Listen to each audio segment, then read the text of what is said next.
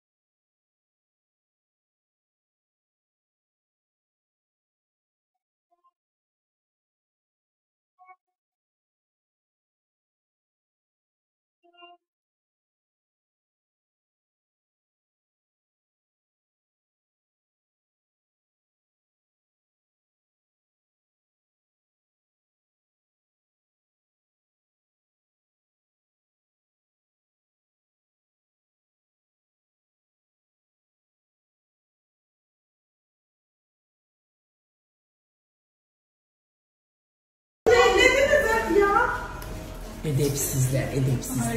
Edepsizler başımı yediler. Hoş geldiniz. Haydi bana ellerinizi yıkayın sarma başına. Bunun 2 aklım var, bunda da Firdevs.